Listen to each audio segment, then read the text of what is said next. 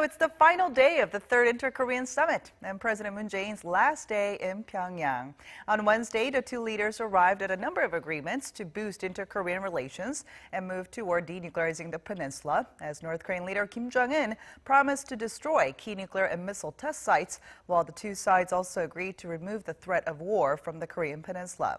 Now, following yesterday's joint declaration, reactions have been pouring in from all over the world and how the two Koreas have made a major headway toward denuclearizing the peninsula and ending the 65-year-old war. And although the two leaders wrapped up their official meetings of the summit, President Moon and Chairman Kim went on a hiking trip to North Korea's most famous Baekdusan Mountain earlier today to further solidify their relationship. And before we go on any further, let's turn to our Blue House correspondent Shin Se-min at the main press center in Dongdaemun Design Plaza in Seoul. So, Se-min, as for the latest information on President Moon and his trip to Baekdusan Mountain, do we have any updates on that?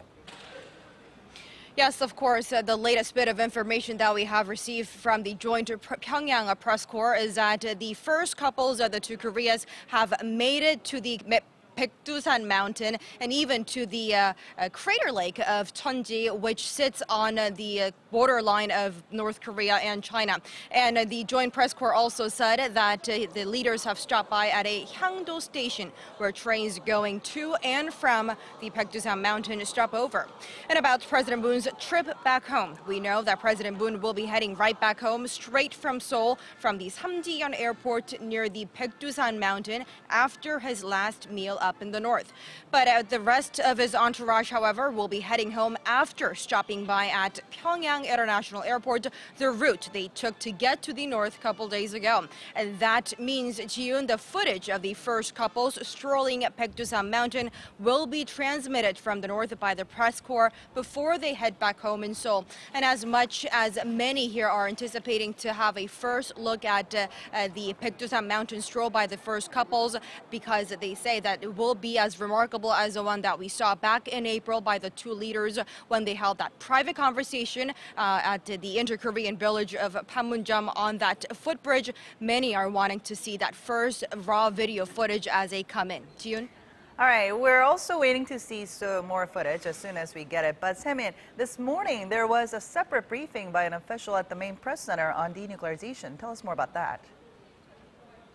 Perhaps the presidential office of Cheonji is on responding to some growing questions about that declaration, that joint declaration signed by the leaders of both South and North Korea just yesterday. And the two leaders made the promises that the two have made in carrying out that promise of denuclearization.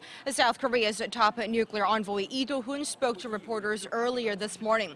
He said one of the key takeaways from the joint declaration is that the fact that the leaders have agreed that they would continue the talks on denuclearization, and that the North Korea's foreign minister Lee Yong-ho is making a trip to New York for the UN General Assembly next week upon the invitation by the U.S. is already a positive indication that non-stop talks would be taking place.